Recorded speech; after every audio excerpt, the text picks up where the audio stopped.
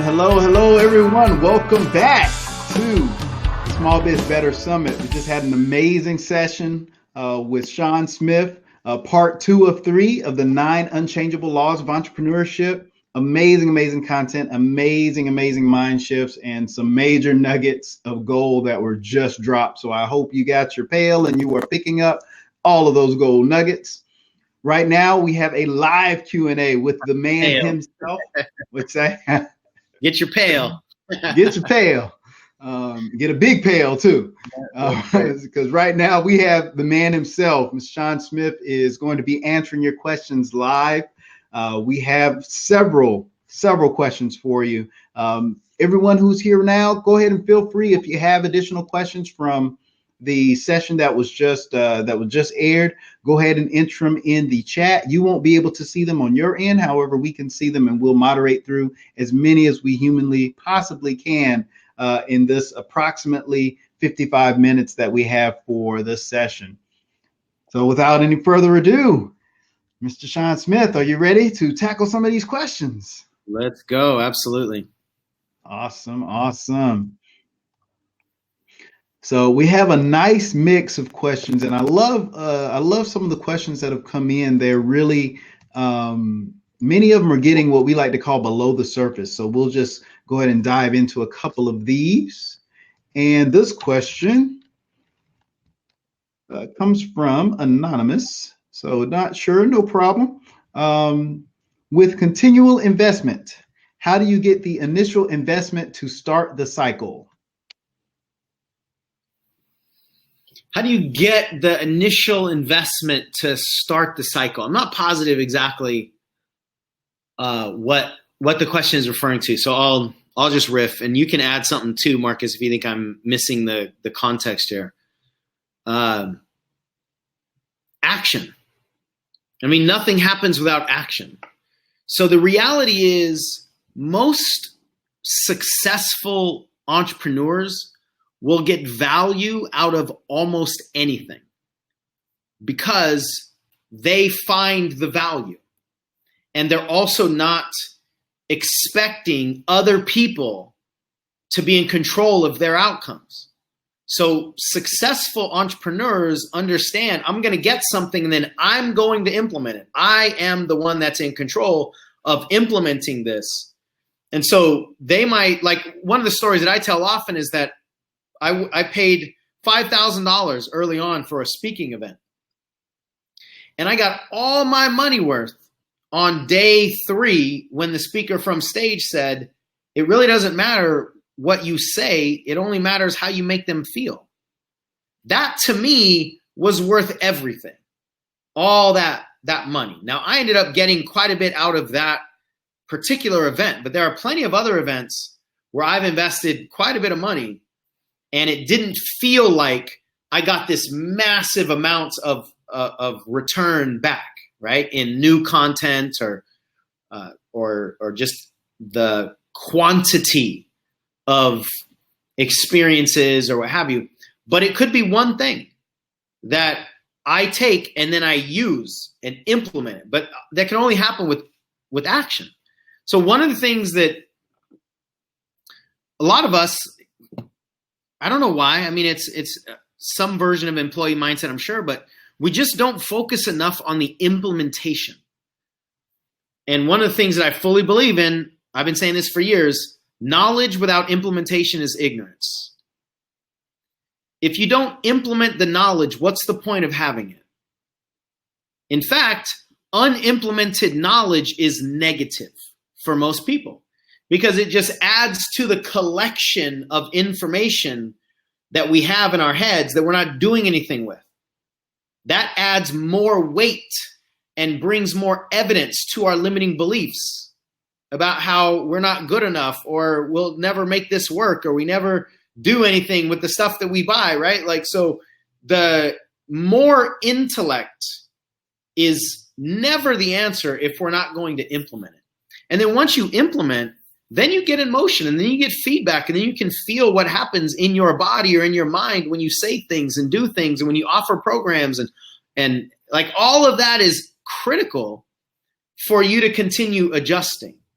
But people are afraid to implement unless they know that what they're going to implement, what they're going to invest in is going to work. And if I took the time right now to tell you all the programs that I pitched that nobody bought, all the seminars that I paid money for to get hotels that nobody attended, all the times that I put out webinars that nobody was interested in, it would take the rest of the time that we have. There's so many instances of not just failure, but massively embarrassing failure and a lot of money that was spent with none of the investment return, if I'm taking a look at that transactional return. But the lessons that I learned inside of all of those are what I used to build from it and to create a lot of the things that have worked. So again, if we just open up our minds and go, okay, this is my first investment, but this is the first of a lot.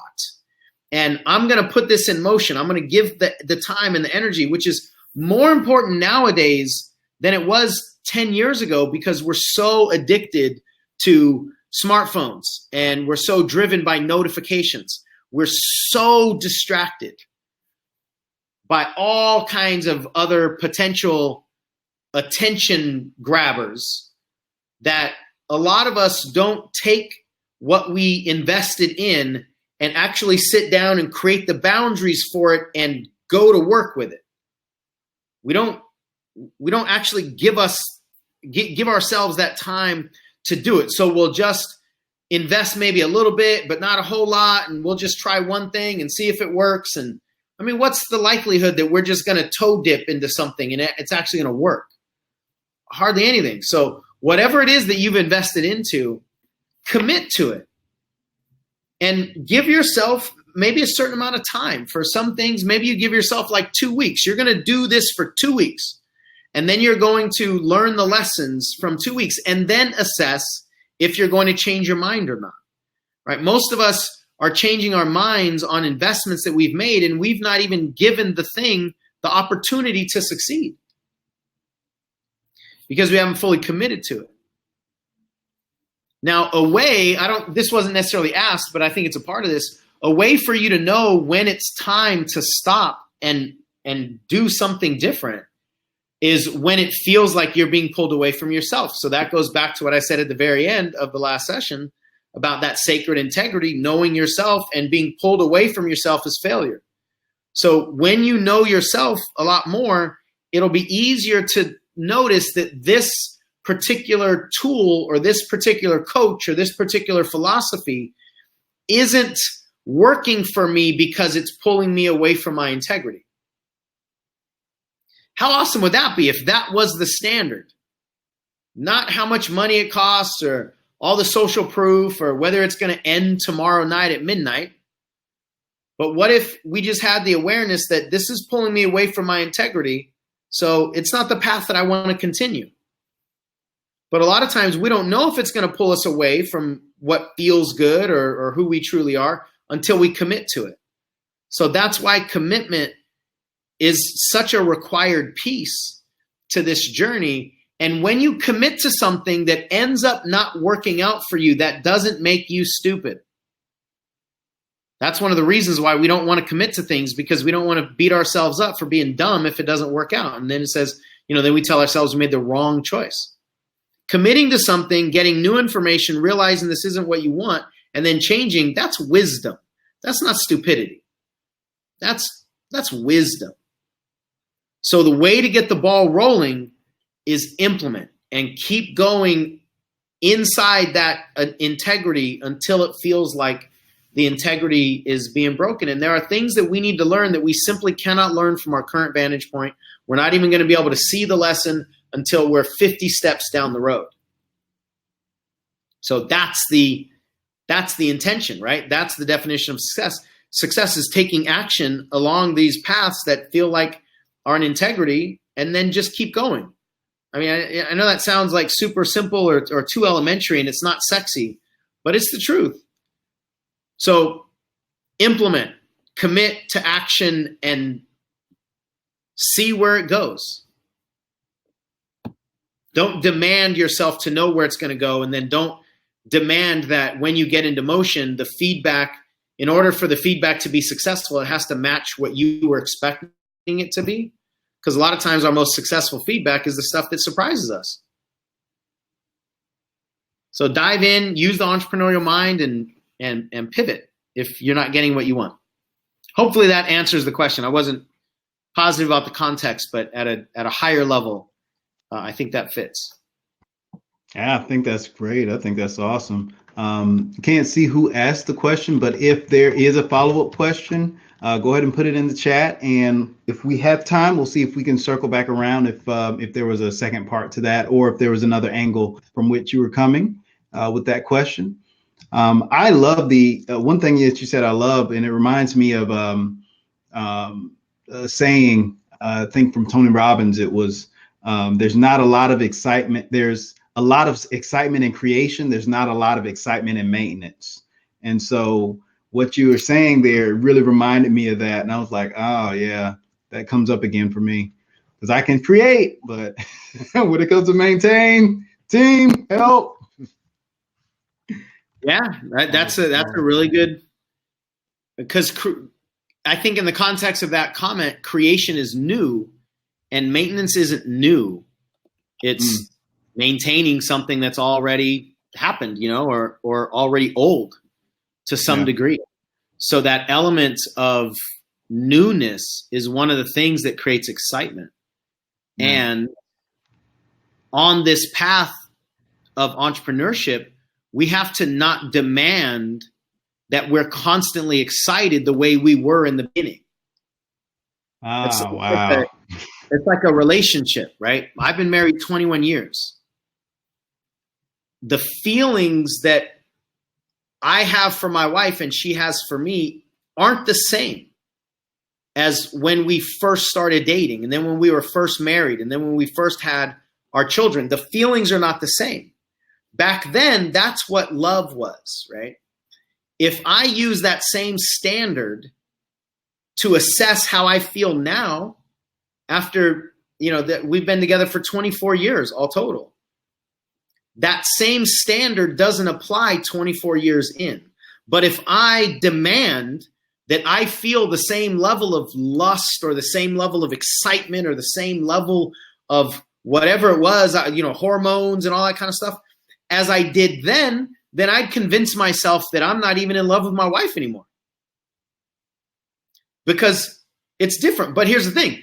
21 years in, I have feelings for that woman that I could have never even understood or believed were possible 21 years ago. It's the depth, and there's an evolution as we move along any path, I think, that demands growth of any kind. There's an evolution. And the further along we are on that path, the less it feels like it did when it was new. So this is another really big piece. When people get into personal development or when they start their business, they've got all this like honeymoon kind of energy, right? Like business honeymoon kind of energy. And then they get frustrated if they can't constantly create new energy, or at least create the feelings that they had when they were new. And then that causes us to mistake or dismiss really valuable lessons because they don't come wrapped in the same package of feelings or thoughts as they did when we were new, right? What you learn in 12th grade is not the same as what you learn in first grade. But you can't learn what you learned in 12th grade and then apply it the way you're going to apply it without all the other stuff that you learned in first grade. You can't just hop to 12th grade and skip over all that stuff. So it's very similar in an entrepreneurial relationship as well, where we're going to evolve, and we need to understand that with the new evolution comes a different kind of feeling. It brings a different kind of lesson that we need. We don't need the same kinds of lessons. Once upon a time, we needed our diapers changed. We don't need our diapers changed anymore. Once upon a time, we needed somebody to teach us what entrepreneurialism was, what Facebook is, what marketing is, what does social media mean, Once upon a time when we were brand new, when we learned these things, they were mind-blowing because they were significant shifts in direction. But now, what excites you now about Facebook ads or marketing or something like that? It's probably like little tiny things, right? Did you know that Facebook moved the button from here to here? You know how we can use that to our advantage, right? And people are like, what's Facebook? You're in my head. Right. Because you're at an evolved level of relationship to Facebook and to marketing on Facebook. So the distinctions that you see are now much smaller at face value than the distinctions that we see when we're at the beginning of a journey. But those small distinctions, like at your level, you can take a tiny distinction and turn it into massive amounts of difference, massive amounts of money, more impact, more visibility, more everything with a little tiny shift. But that's because you're using the little shift and you're not expecting this brand new, mind-blowing new widget or platform or feature or something like that that's just going to change the way you think about the world. So we have to allow our expectations to evolve so that we can see the lessons that are wrapped in different packages all along the way as we evolve. Wow. Man. And I already know, and I already see we're getting so many comments about that relationship piece. I think that hit a nerve. So yes, I believe there will be a Small Biz Better Summit around relationships and business ownership. I'm ready to go. I've got a book. Yeah. Let's get Sean back in. So everybody, let's hit up Sean. It's not fully done yet on relationships called You Can't Complete Me. And it's all about, my philosophies on personal development applied to relationships. And that's one of them. Oh, I love that. Yeah, I think you're distorted in the beginning. Can you repeat that? Your the book you're working on and everything? Yeah, sorry about that. And if it keeps staying distorted, then I'll just have to unplug the mic. So let me know. Is it clear now? No, it was on my end. Oh, okay. It was on my end. I was talking at the same time. Okay, got it. So yeah, I have a book that's pre-editing phase, but it's on relationships, and it's called You Can't Complete Me. All about my philosophies and what I've learned about personal development applied to relationships, and obviously what I've learned in a 21-year marriage. So that'll come out soon, and I'm an easy yes for your summit on relationships. Yes, you heard it here first, everyone. Oh, I love it. I love it. All right, so we got a couple more questions. I'm going to try and jump into some of these as well. This one comes from Ashley. How is something free harder to sell than for fee? Can you expound? Yeah, I'm glad you asked for clarification on that, Ashley. Because free is being given away everywhere. And so when people don't exchange money for something, then what they're looking for oftentimes is actually more difficult to display the value of, or to convince them that this is valuable. And part of that is because people think if it is valuable, then I'll pay for it, right? Like you could probably find virtually the same type of clothing, like a single sweater, let's say, in Nordstrom's as you could find in TJ Maxx or some, discount clothing store.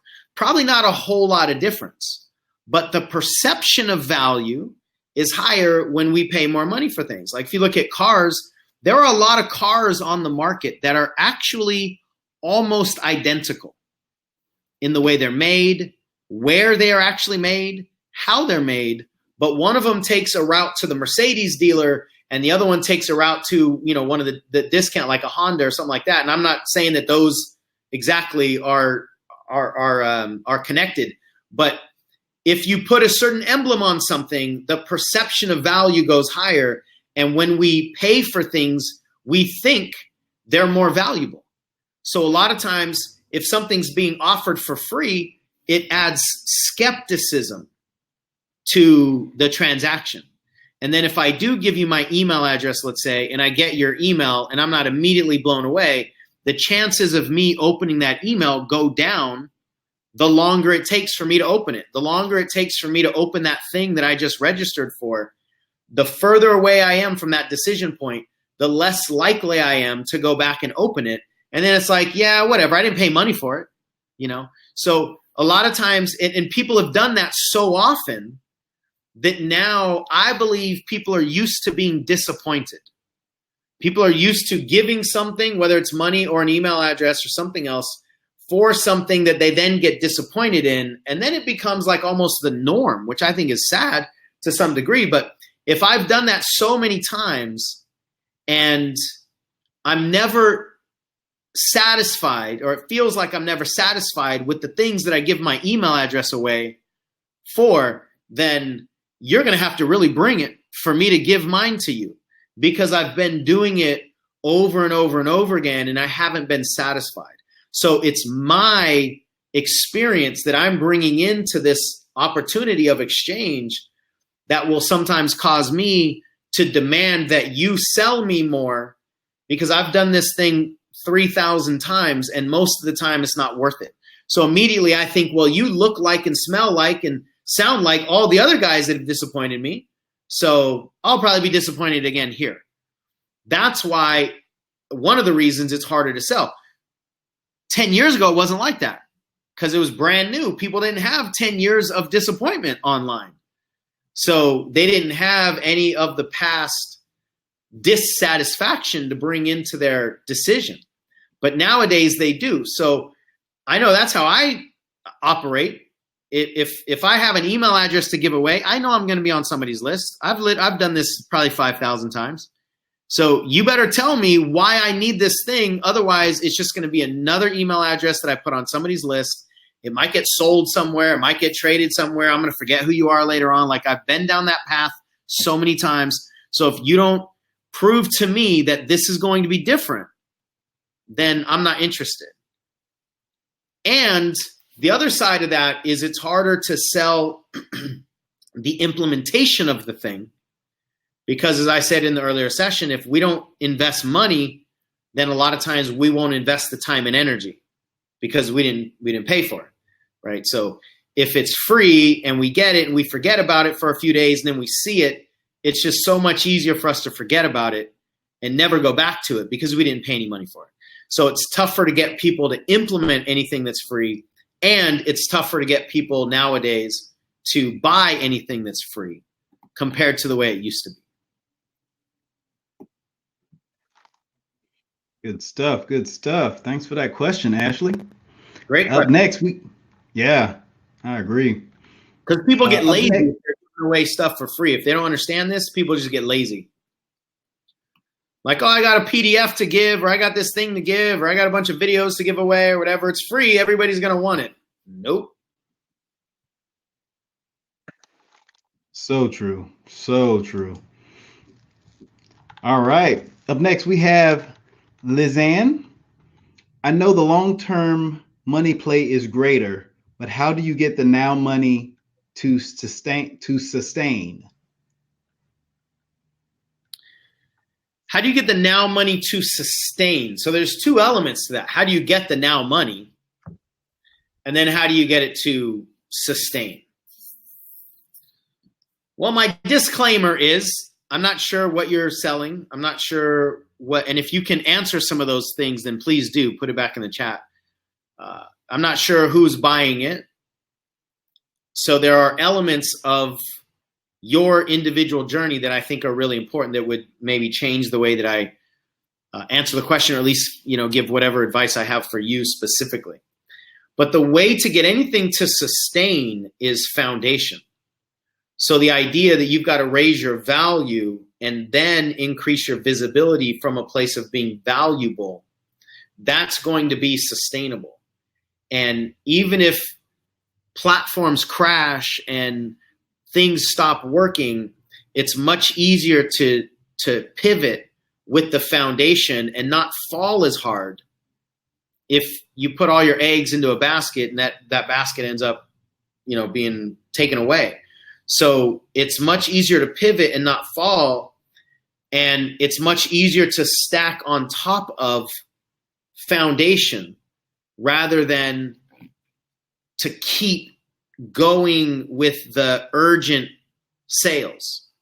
And so a mistake that a lot of entrepreneurs make, I see this in the coaching industry constantly, is that we chase that now money. And there's nothing wrong with now money. Now money's great. But we chase the now money and we don't put effort into building sustainable money because we need the now money. And then as soon as we get the money now, we'll usually burn it right away, which is why we needed it now. And then we need more money. And how do you get more money now? Do the now money strategy. And then we burn it and then we need it again. So it feeds off of itself and it creates a cycle of urgent, desperate need for the money rather than being intentional and thinking 6 months out or a year out. And what are we going to build that is going to create that sustainability 6 months from now?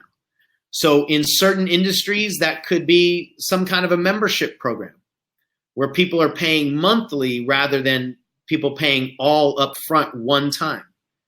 And now you're going to nurture your community, let's say, and people are paying whatever the dollar amount is, but they're paying it constantly. That's a lot more foundationally sustainable to a business than individual sales. Because from a business standpoint, as soon as the transaction is over, if there's nothing else in the future, as soon as the transaction is over, that product has no more future value. So people might pay a lot of money, let's say in one shot, they might pay $3,000 for a program, product, something like that. But if we don't know if they're ever going to pay anything again, then that product life is now over. And so I don't know if that business is going to make any more money. There's nothing that tells me they're going to make more money. But if there's some kind of sustainability, some kind of ongoing partnership, then that's more foundational for the business, because as long as we maintain this relationship, there will be funding that comes into the business over and over and over again. Disney just released Disney Plus, right? They're going after Netflix. They're competing with Netflix. And I don't know all the details. We just signed up for it. We're 3 days into our Disney Plus membership. So I don't know how it compares to Netflix, but I'm sure they learned a lot of lessons from Netflix, and they learned what people want and what they don't want. And so they're going to create a product that's different a little bit. But I heard that I believe they had 10 million people register in the first, I want to say 24 hours. If it wasn't 24 hours, then it was like the first week. But the first really short period of time. Yeah, it's 24 hours. 24 hours, yeah. And it took, I don't know if it was Netflix. I think the article that I read was a different company, but it took like that other company like 5 years to get to 10 million people. But what I thought of immediately was, I don't know what the monthly fee is. I think it's like $6 or $7 or something. Because we got a year for free. Okay, we got a year for free through our phone plan.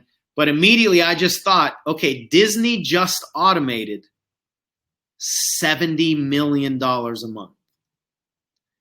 When all those people stay, they just put $70 million a month on autopilot. And that's assuming that nobody else registers. Now, of course, they will, right? So that's a lot of sustainability, because now we're building something more long-term rather than just individual transactions. Now, I don't suggest any business do either or. I suggest all businesses think about both. In the beginning of a business, it might be really hard to create that long-term sustainability. So I say Disneyland just automated $70 million. Disneyland's been around for decades. That wasn't their first play.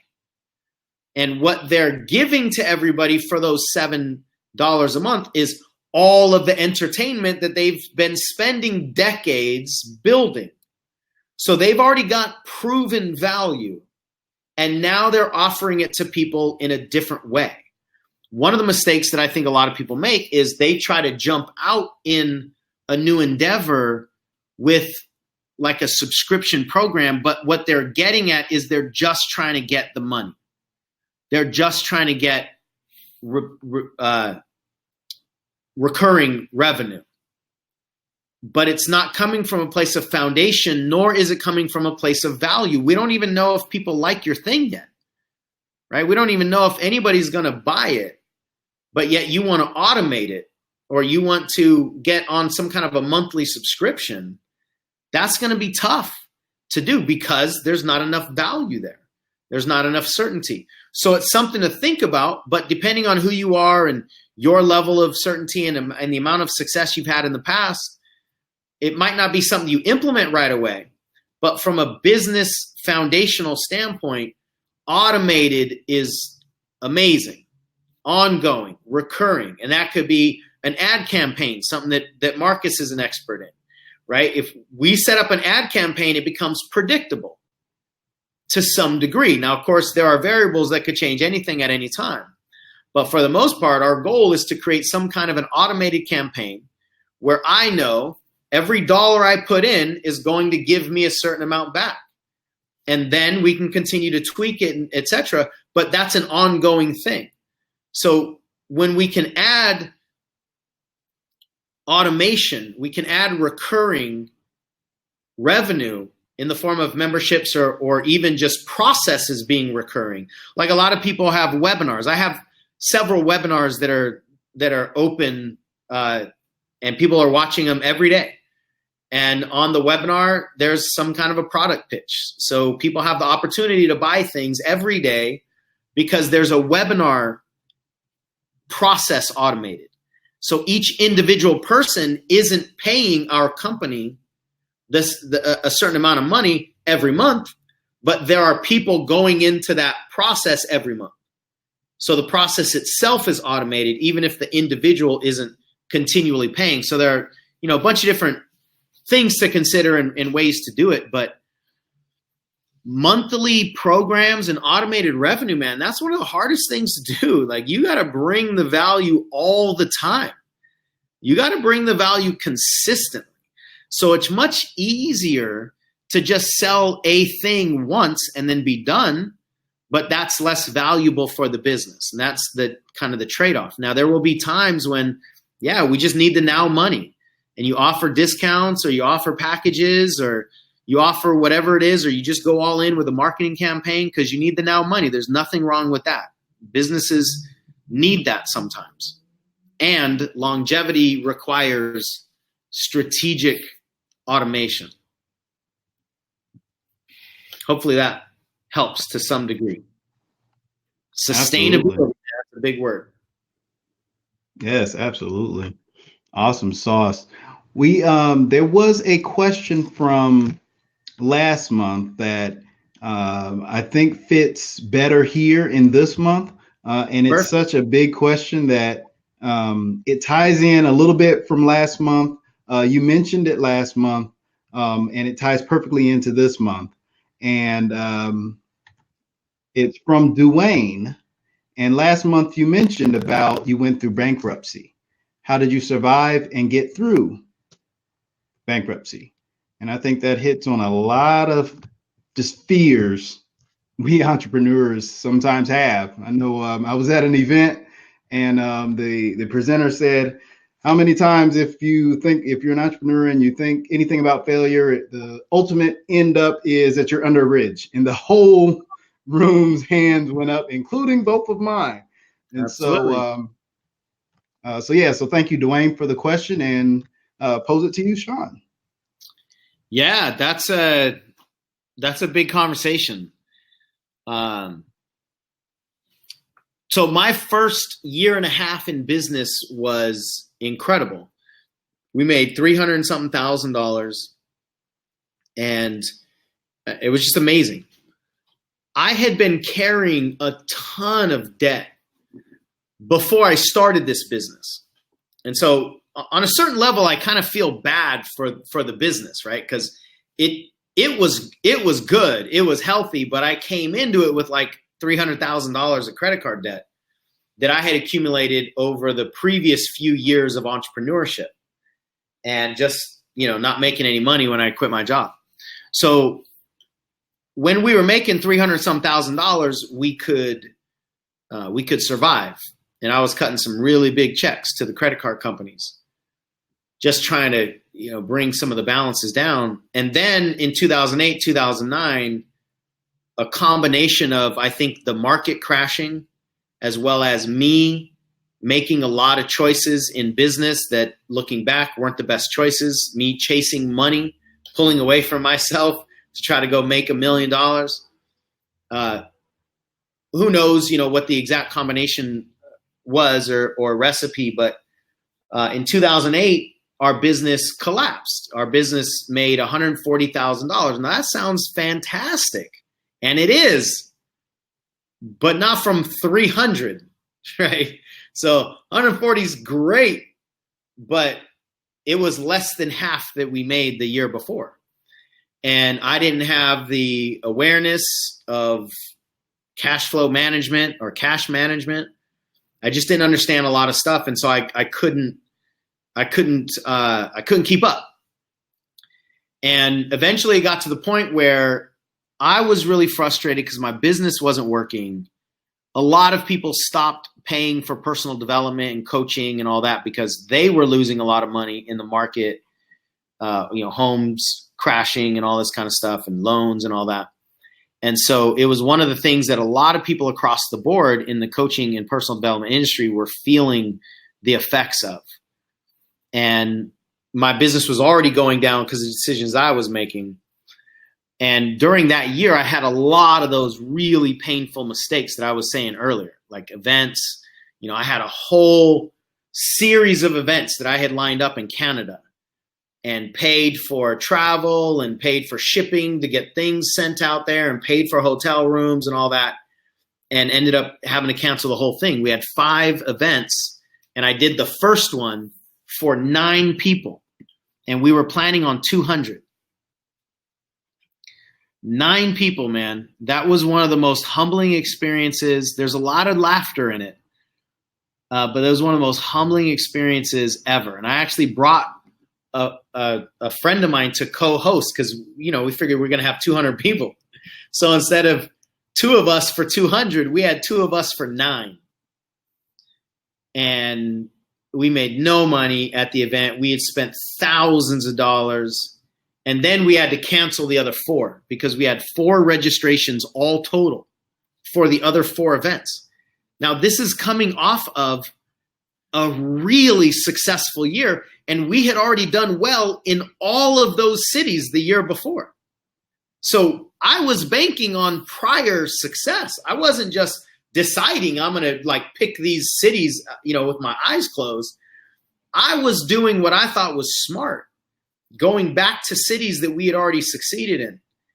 And it was crushing. It was humiliating. And it wasn't just those 5 things canceling, because we had spent months building up to those events. So now when those events didn't work, not only did none of the income come in, but we hadn't been working on anything else for 3 months. So now we're further in the hole from a momentum standpoint. And now I'm licking the wounds, and now I can't pay the creditors, and it just starts to implode on me. So every once in a while I would get some willpower, and I would try to power through and, make some money and push. And I don't remember any of the numbers right now, but, maybe make $30,000, $40,000 in a month selling coaching programs or whatever. But I just couldn't get ahead of any of the debt. And then through a bunch of experiences and discussions and moments later in that process, I think it was in 2009, I just realized I can't live like this. I refused to live under this pressure. And I didn't want to file bankruptcy. I didn't want to lose my house. I didn't want to do any of the things that I thought was going to come with bankruptcy and all that stuff. I also wasn't educated about what bankruptcy is and about what debt is and, you know, what unsecured debt is. And I wasn't educated on any of that stuff. So I was actually not making smart moves with my money also, the money that I did have. But mostly it was just an internal journey about who I am. And here I was, you know, I had 2 kids, I own a home, I got a mortgage, and I have no money. And I'm a success coach, right? And again, if that would have been my first year, I would have been incredibly happy to make $140,000 in my first year. I would have been incredibly happy. But the ego drop from 300 to 140, man, that was a deep one. So I was beating myself up constantly. And there was a moment in time when I went over to Carl's Jr. right here on this street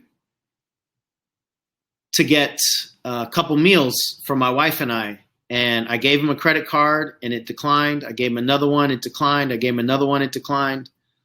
My first 6 credit cards all got declined. And I knew the rest weren't going to work. I had 18 credit cards. I knew the rest weren't going to work because those were my best 6. So if those are getting declined, the other ones don't have a chance. So then maybe one of the better sales jobs that I've ever done is I convinced this woman that I will come back and pay her. I've just got to go to the bank. I know I have money. And I knew I had a few $1,000s in an account. And so I told her I was going to go to the bank and come back. And she let me leave with my food. And I went over to the bank, and the teller was an ex-student of mine because I used to teach middle school here and high school. She was an ex-student of mine. And I went in and I said, you know, hey, my cards are getting declined, but I know I have money in the account.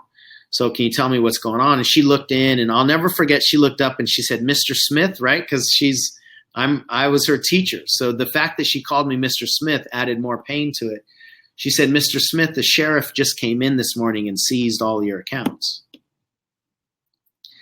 And that moment, being delivered by a student of mine, was so painful for me.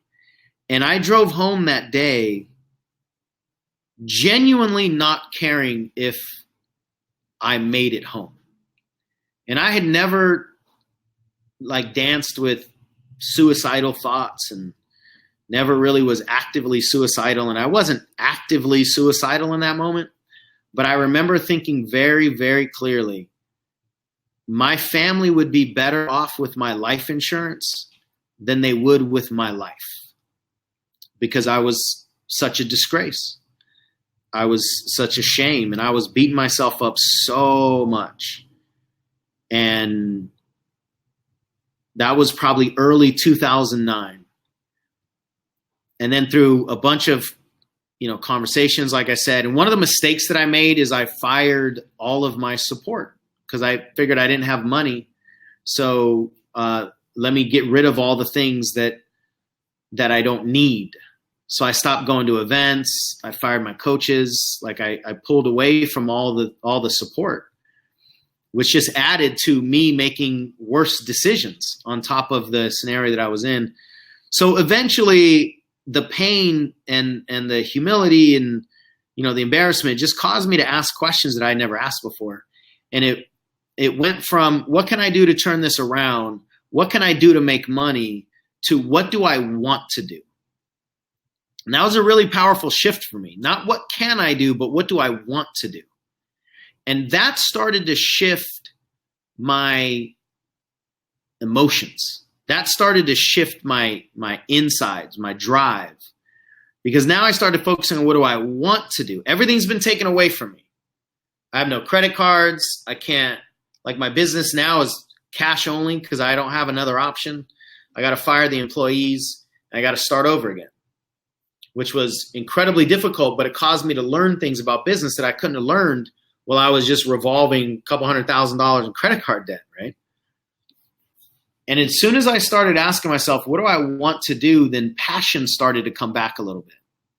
And somewhere along that line, I don't know if it was before that or after that, I ended up filing bankruptcy as a way to remove the pressure. And at that time, what I recognized is I don't like the way I'm living. So if all I need to do is trade in, 10 years of bad credit so that I can live again, take my credit. I don't care. And I was just a beaten man. I was a defeated man.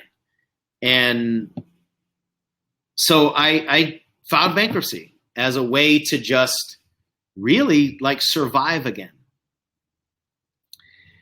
And then over the course of a few years, I started to get some of that passion back. I started understanding cash. I started realizing what I did to produce the problems in the first place. A lot of the decisions that I made strategically that caused the business to go under. I mean, basically, I unplugged about 95% of my revenue from 2007. I unplugged from it. And when I say 95%, like I told you that we went from 300 to about 140, but the majority of the 140 was actually continuation from the year before. It was like people on 12-month coaching programs or people in membership programs that had purchased in 2007. So the majority of the 2008 money was 2007 sales. It was all spillover. So I had unplugged from the majority of my revenue outlets, and I just didn't see it because we can't see our own blind spots. I was operating out of desperation. I was trying to plug all the holes, and I didn't see it. And if I would have had somebody that I was running ideas by, they would have said, well, here's what you cannot do. You can't do that, and you can't do that, and you can't do that because you're unplugging the lifeblood of your business. But I didn't see that. So I was just continually making poor choices in my desperation. After a couple years, I started to confront my shame around filing bankruptcy. I didn't tell anybody for a couple years, and then I remember the first person I told, I was really sheepish and shy as I told him, and he's like, dude, I filed bankruptcy twice. And I go, really? How come you never said anything? I thought nobody else filed it because I didn't hear anybody talking about it. And he goes, yeah, it's no big deal. So what? I filed bankruptcy. And then I started talking to a few other people, and I found out that a lot of people that I knew had filed bankruptcy. It's just that nobody was talking about it. And then I started learning that a lot of business owners have filed bankruptcy many times in the past. And this is where it really started to shift for me. What I learned is that a lot of the people who are wildly successful now only are wildly successful because they learned lessons that came as a result of massive failures. Now, we see who they are now, and we don't see or we forget that they created all of this failure in the beginning. That doesn't mean that everybody, has to file bankruptcy necessarily, but a lot of people who have filed or who are really, really successful, it's because they have the willingness to take risks. And one of the reasons that a lot of people file bankruptcy is because they took risks. So the people who are afraid of being under that bridge, if that's really their fear, oftentimes, I'm not going to paint everybody with the same brush here, but oftentimes what that means is they're living out of fear of massive disaster, and that will cause them to not take the risks that success requires. So they might avoid bankruptcy, but they also won't create the success that they could otherwise create if they were to take some risks. Now, we all get to decide where we fall on that scale. And I'm not saying that everybody needs to be like me. I'm the kind of person that will jump off the cliff and forget the parachute. Other people are the kind of people that will test the parachute 1,000 times and never jump off the cliff. Both extremes are not going to produce what we want. So we're all going to find ourselves somewhere in that extreme. But the reason I tell that story at that level of depth is when I got that, and this was in the middle of a coaching session, when I realized that the same things that I'm beating myself up over right now because of the bankruptcy that I just filed, those are the same things that caused me to make $300,000 the first 18 months. It's the same trait. In this context, the willingness to risk. So if I'm going to beat myself up because these risks didn't succeed, well, then I'm also denying the celebration of the success that those same risks or the same person that is willing to take risks created. And so we can't demand only the positive effects of our character traits and make sure that they never show up negatively, because it doesn't work that way. If you want to not be a risk taker, fine. That's fine. But you can't succeed as an entrepreneur without taking risks. Now, you can take calculated risks. You can be smarter than I was. Absolutely. I'm not saying you got to jump off the cliff with no parachute. You can be smarter than I was, but you cannot build a business without risk. There will always be risk if we don't know the future. There will always be risk. But if we're so afraid of losing money that we don't ever want to risk losing money, I can virtually guarantee you'll never risk making money either. Because we got to swing the bat, right? To use a baseball analogy, if I'm so afraid of striking out, then I won't ever put myself in the batter's box, and I'll never let myself swing the bat because I don't want to strike out. But you know what else happens? I never get a hit either. Because it's the same activity of swinging the bat that sometimes produces the hits and the home runs and sometimes produces the strikeouts. So we either take them both or we give them both away. And that's where so much of the self-management comes in. So when I saw, it was like I stood up and I stopped allowing this entity to keep railing on me about being so stupid and being a dumb businessman. It was like I finally turned around and said, hey, man, I'm the reason we succeeded also. So yes, let's learn the lessons, but calm down. Let's learn the lessons, but stop the abuse. And that was a really important moment for me to advocate for myself. And then I was more willing to talk about it. And I remember I did an event in North Carolina. I was terrified because on my agenda, I had, for the first time, share your bankruptcy. This is probably 3 or 4 years after it. And this was my event. We were talking about success, and I was terrified. And I convinced myself probably 5 times throughout the day that I wasn't going to do it. And then I told myself I got to do it, and I wasn't going to do it. And then finally I did. And just letting it out and realizing that my value as a person isn't tied to the fact that I had filed bankruptcy, and that I learned a lot of lessons that only bankruptcy was going to teach me at that time of my life. And those lessons I can use to actually help you. I needed to hear myself say some of that. And what I was afraid of is losing my credibility and authority. And there was a woman that emailed me that said, I can't believe you are promoting bankruptcy. I can't believe that you're at this success seminar telling people that they should file bankruptcy. Now, of course, I didn't say that. That's the way she took it. But she couldn't believe that I was even talking about it in a positive way. She's like, that's the worst thing people can do. Okay.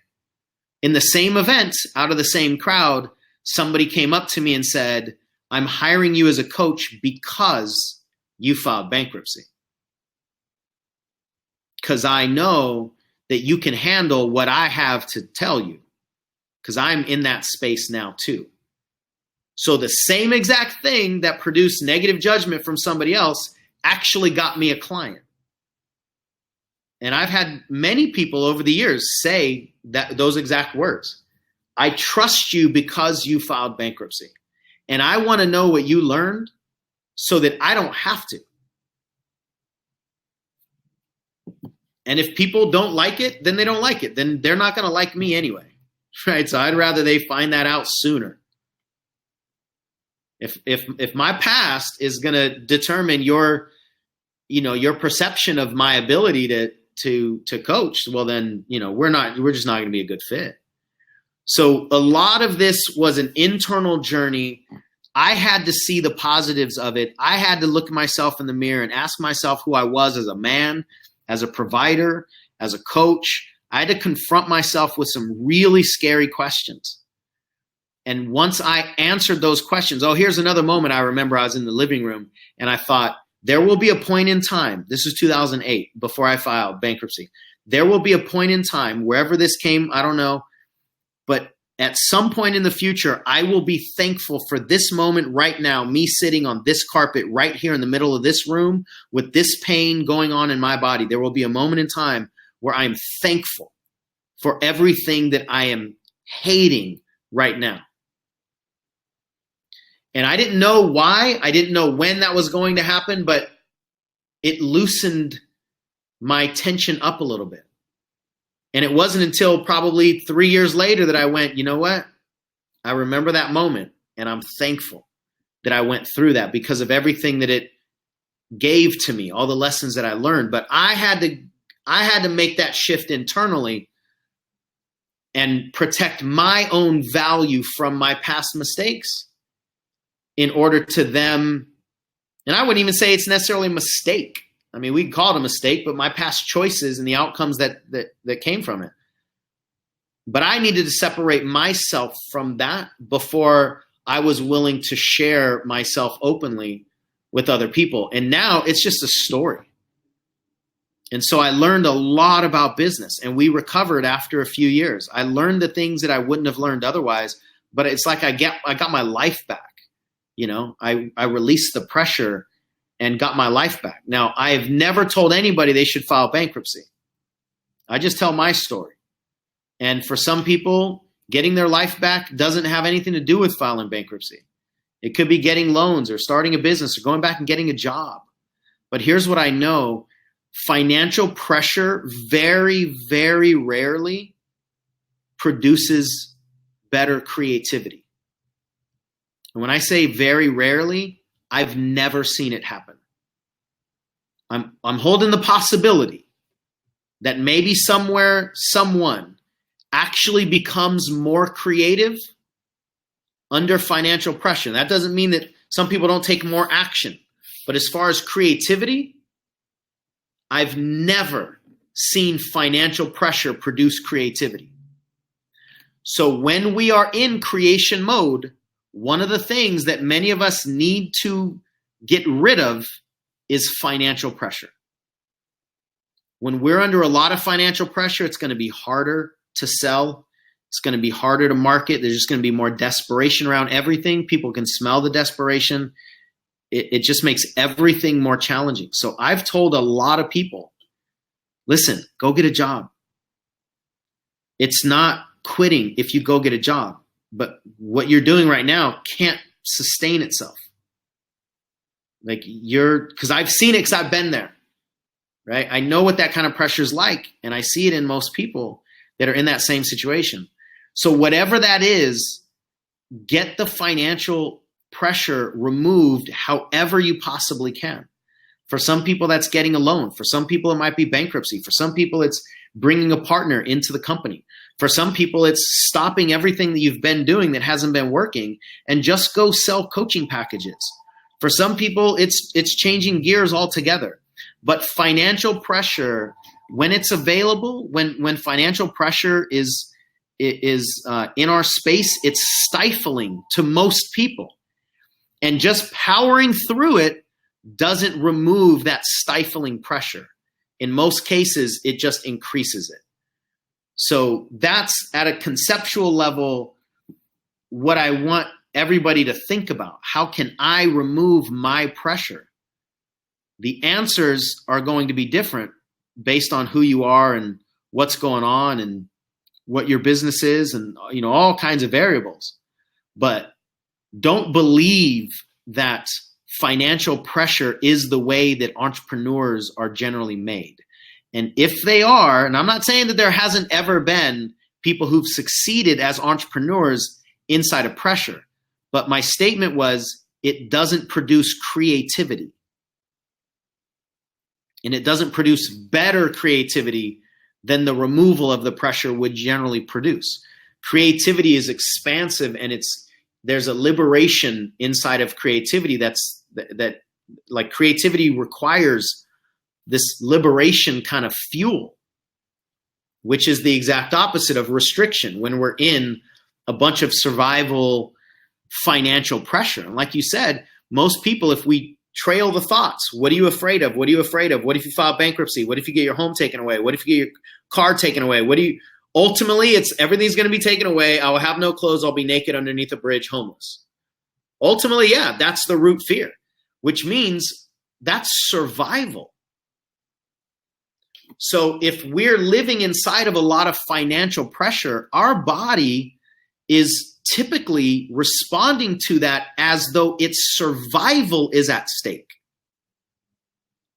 And that's why we're not very creative. We're reactive. We're not creative. And building a business as an entrepreneur involves and requires a lot of creativity. Now, some of this is about taking a look at our relationship with money. So I personally can operate with a lot of debt, with very little money in the bank. For whatever reason, I can still operate. A lot of people have way less of a threshold than I do, and a lot of people have way higher of a threshold than I do. Some people can't operate unless they have, a year's worth of bills in savings because they don't know if they're going to lose their job, and that's what they've heard, or that's just what makes them comfortable. Great. Not everybody needs that same thing. So not everybody needs the same answers and the same details. These are not rules. But entrepreneurs need financial survival pressure to be removed in order to be creative. That's my experience. And if you don't fit that, great. Please let me know so I can stop saying I've never met anybody. I want to meet you.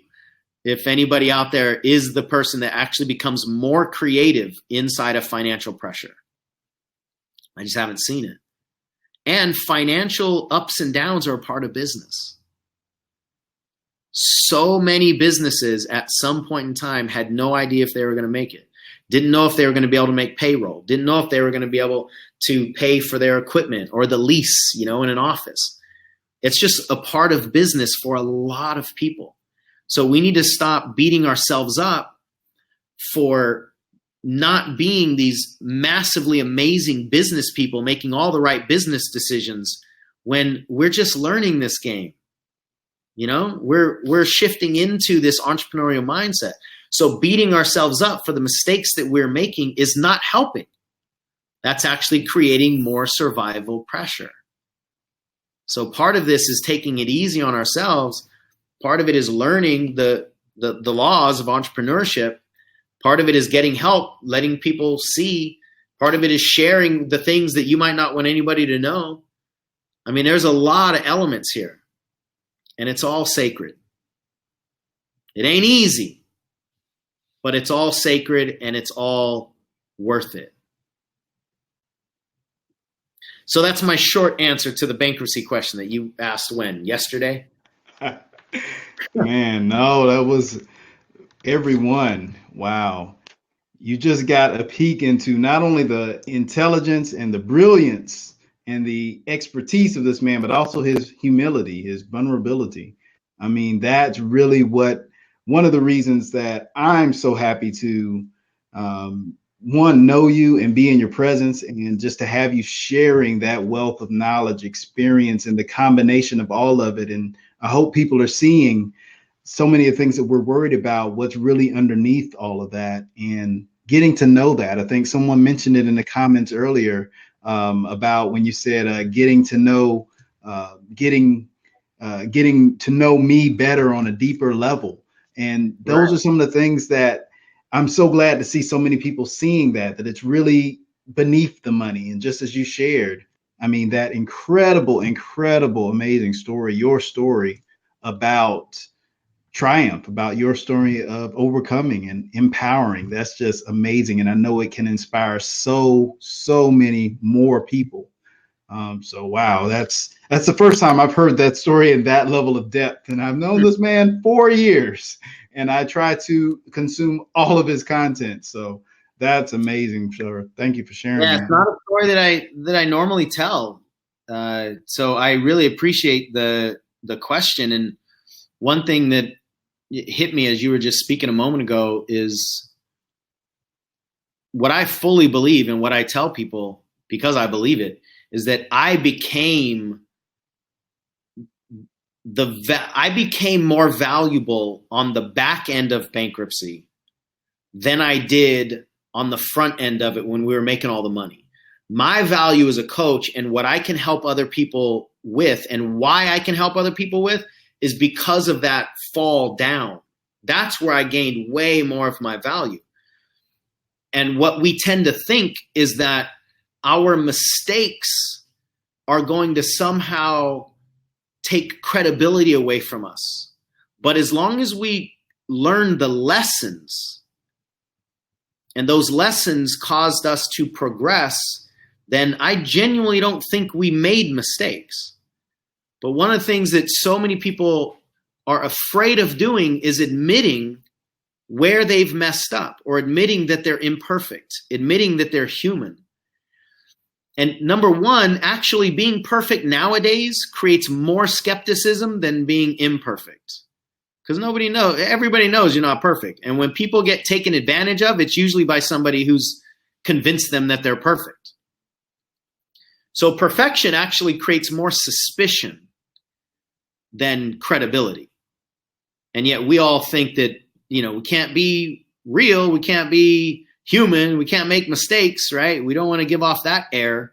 Well, that's one of the reasons why people might not be trusting you. It's because you're too perfect. You're not letting them see your humanity. And the reality is, the lessons that we've learned that are the most valuable in our lives are probably the ones that came during the most painful times. So dive into your painful moments, because that's where your most value is going to be found. And people need those lessons more than they need the surface level stuff that's safe. So if you're willing to be a transformational agent on this planet, you got to be willing to find your most valuable lessons, which are usually right in the middle of the memories you wish you didn't have, and the choices you wish you didn't make, and the past that you wish was different. We got to change our relationship to those things so that we can pull the lessons out and be more valuable to more people. And then just be real, man. It's so much easier to be yourself. It's exhausting trying to hold up a facade of being somebody different. That is for sure. I know from experience. Right. Oh, man. Wow. We still have more questions. And I know everyone is like, get to my question. I treated that like it was the last one. So I apologize to all of you that have questions, but we'll get them answered somehow.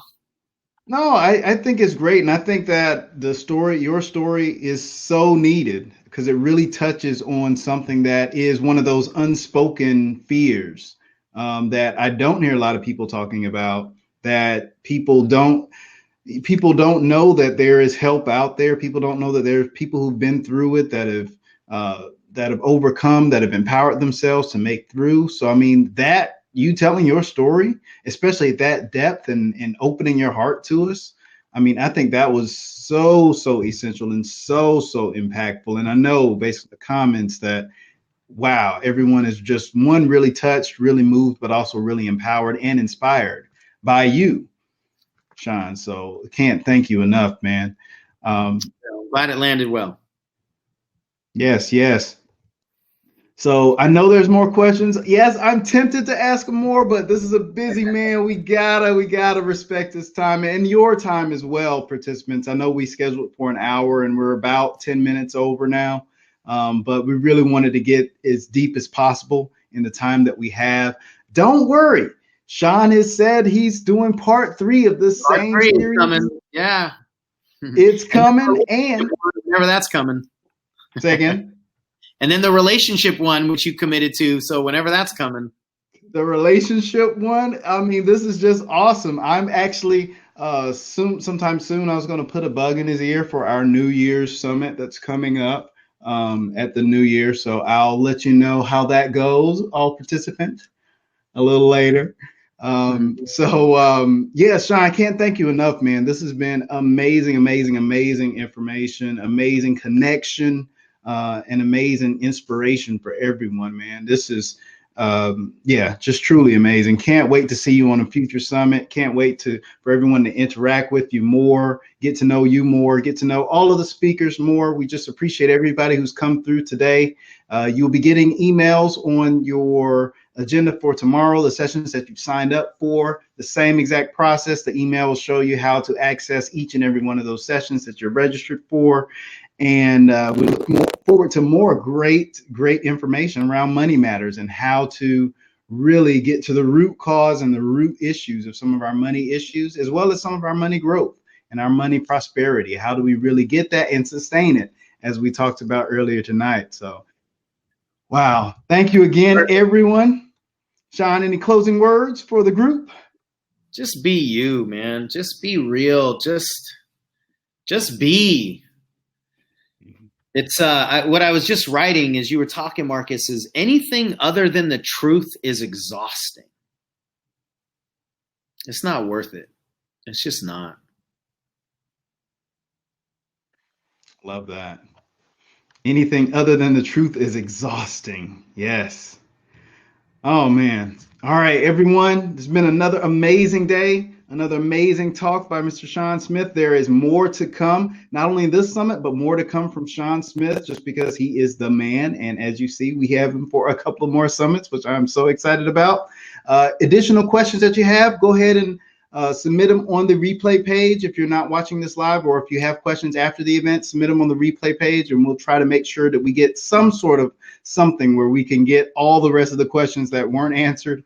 And so we'll work on that offline. In the meantime, we'll see you guys back here tomorrow for day 2 of the Small Biz Better Summit. Let's talk about money. So thank you again so much for joining. See you tomorrow. Have a great night or morning, depending on where you are. Thank you all for joining us all over the world. And we will see you again at the next session. Take care, everyone. Thanks, Marcus. Thank you, brother.